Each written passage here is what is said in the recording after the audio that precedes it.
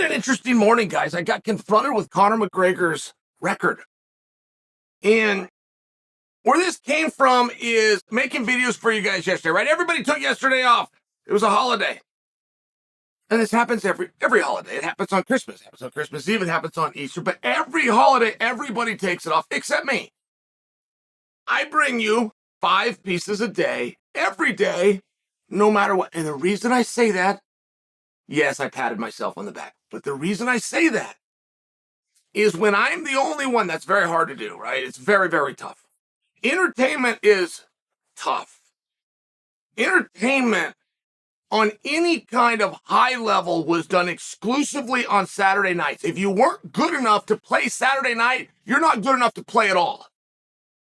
Now, the problem is when everybody goes to Saturday, you are fighting it out for Saturday. So finally, a guy named Vince McMahon, who ended up making more money than everybody, just moved to Sunday where nobody was.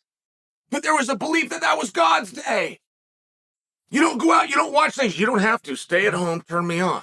This is what he ended up doing. And it was a tough theory when he did it.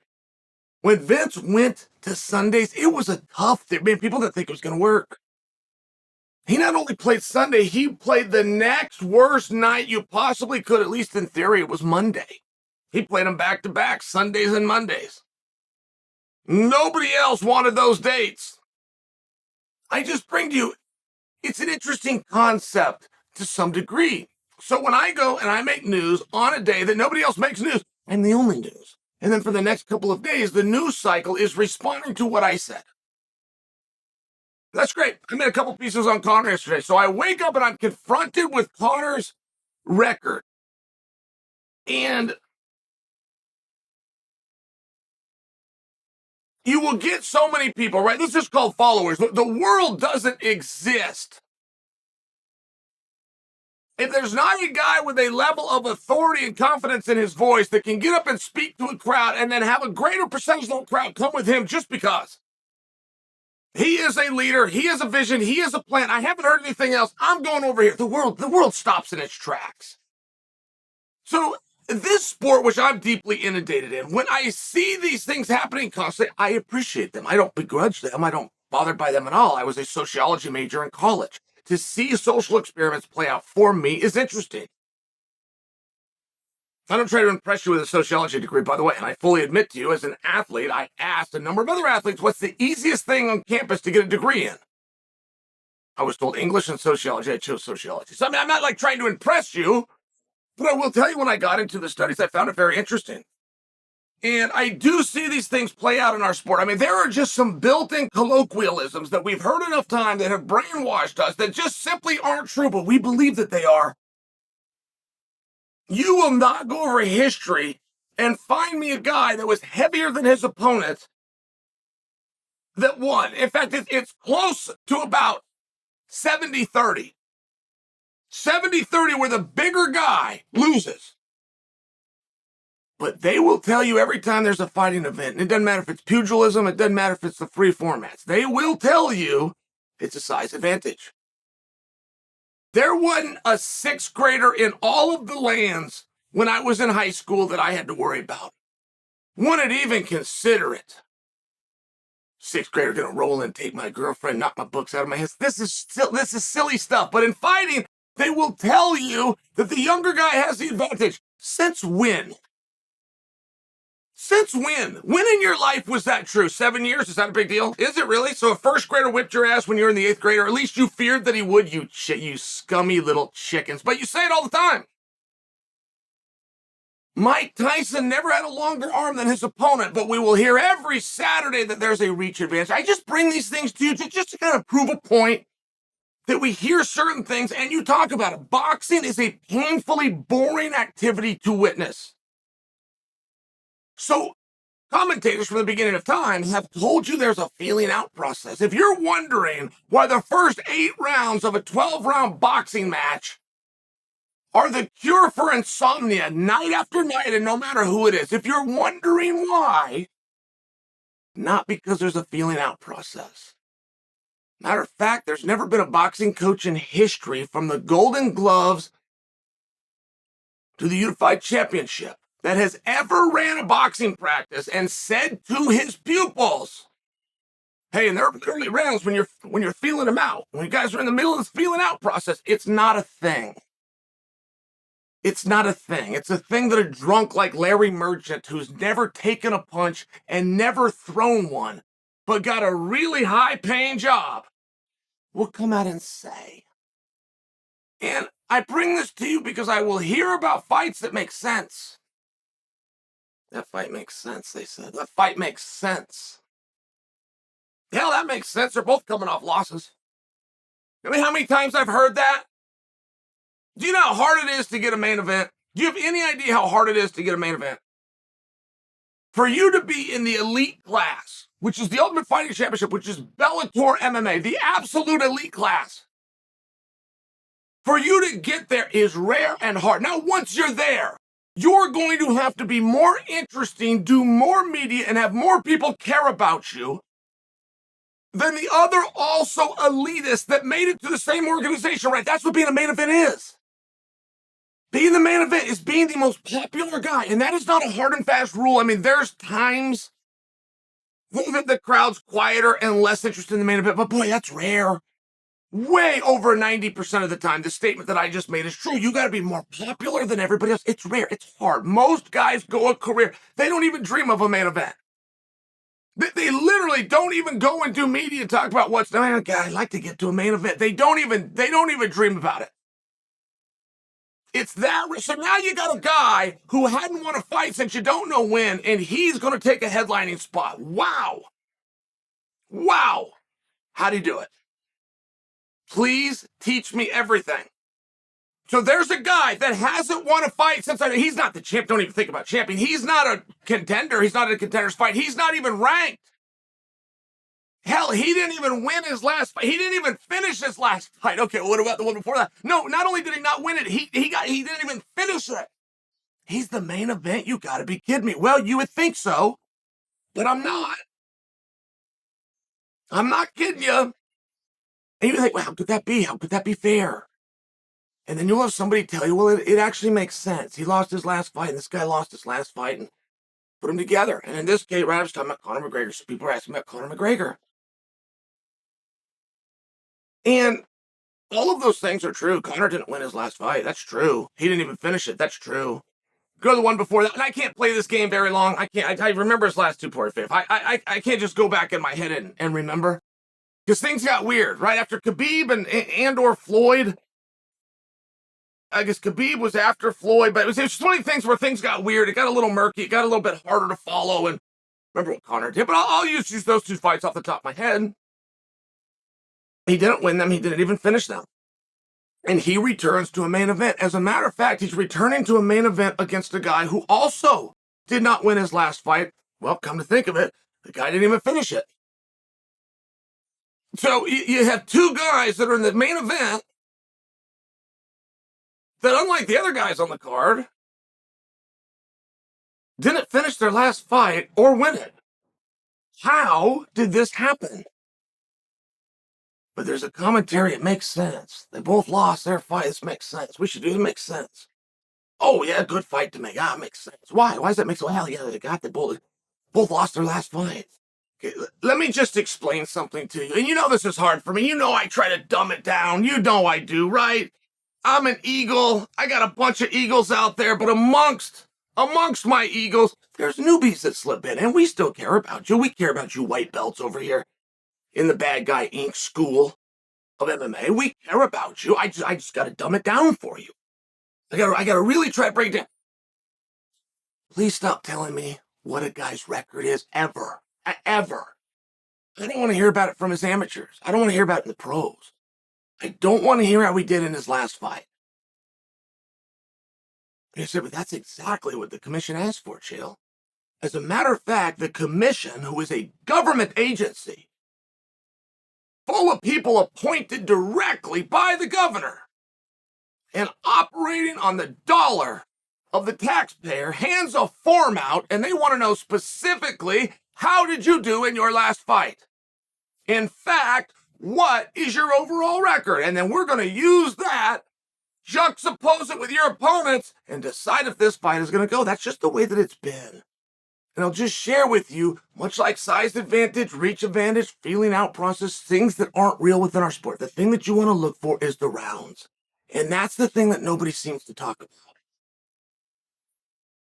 I've never heard it discussed, in fact. I'm not parroting somebody. I wasn't influenced to side somebody. This, as far as I know, is the first time it's ever been spoken. But that is what you want to discuss. And let's just juice Conor real fast, because he didn't win his last fight. He didn't even finish it. Wasn't that competitive. The fight before that, didn't win it. Didn't even finish it. Wasn't that competitive. I bring that to you. It sounds like I just put Conor down, right? But let me just ask you a question. You're an expert in the sport.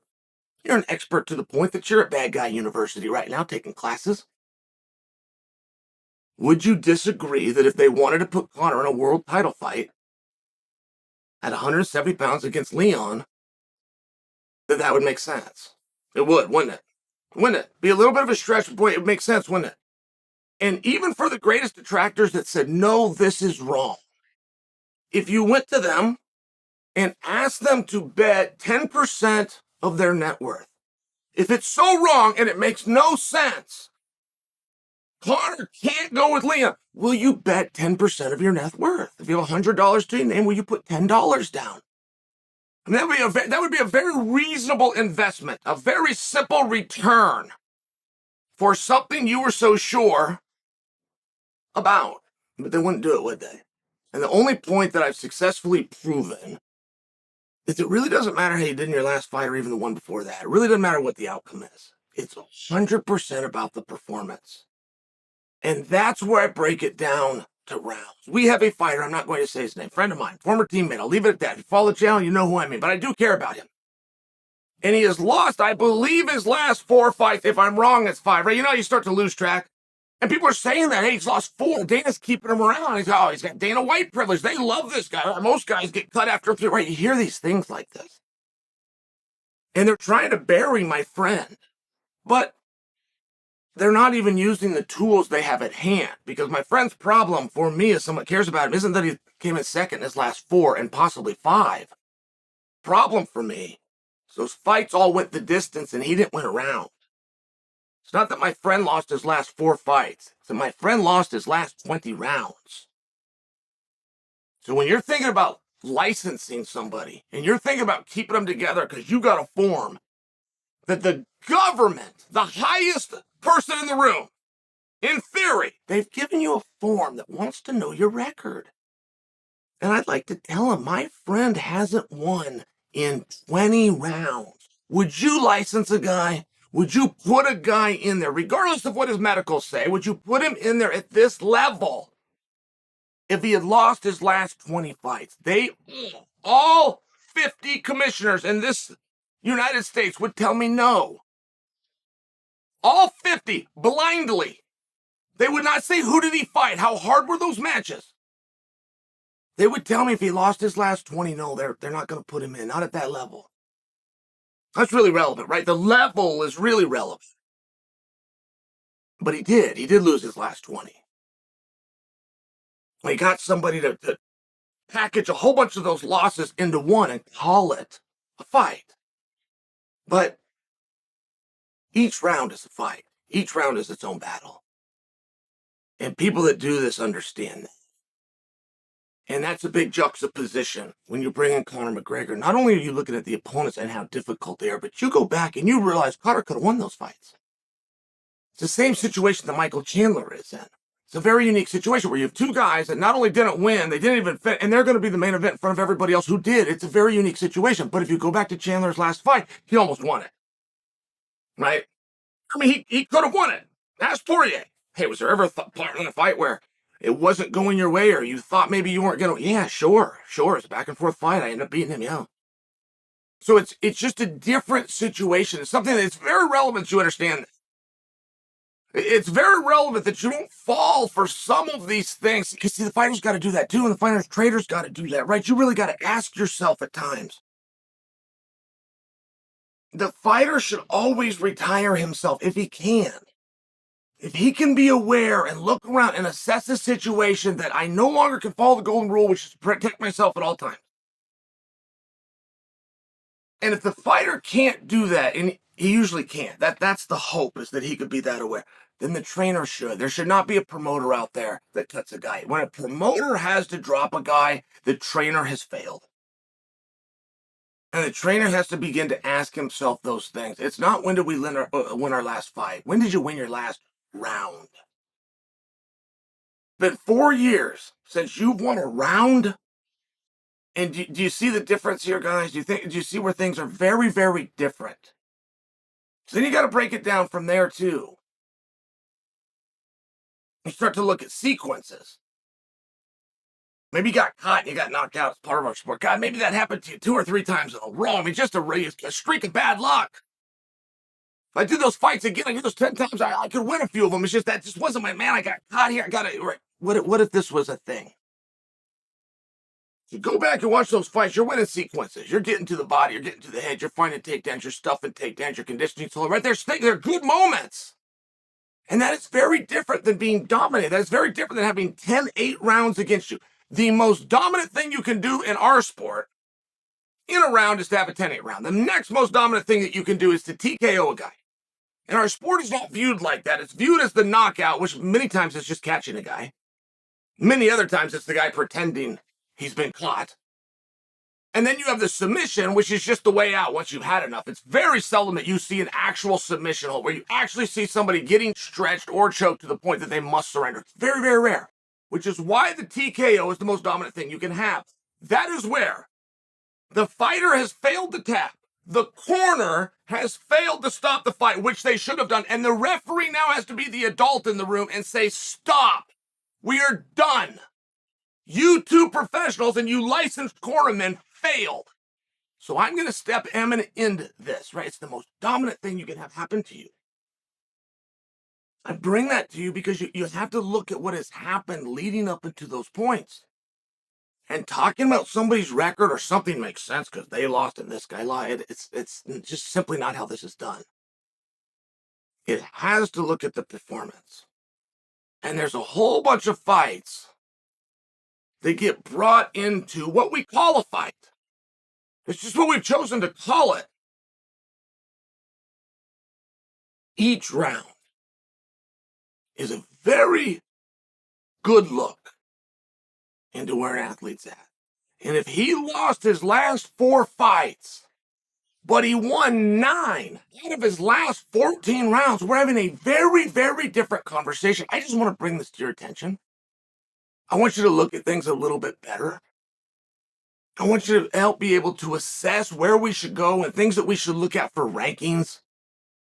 I will see rankings do that. All right, well, this guy knocked this guy out, and this guy, he hasn't finished a guy in, it's one of these weird things. This guy hasn't finished a guy in 2 years, and this guy knocked out his last 4 guys. Yeah, but the guy that knocked 4 guys out had a collective 12 rounds. He lost 7 of them.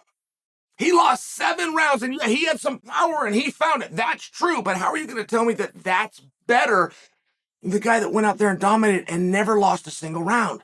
Instant justice position, feel free to make your argument. Perhaps you'll even convince more people than I will. But it's a very different thing. And if you only look at the finish, you ever look at the end, or you only look at the outcome and result, you're missing what matters, which is the performance.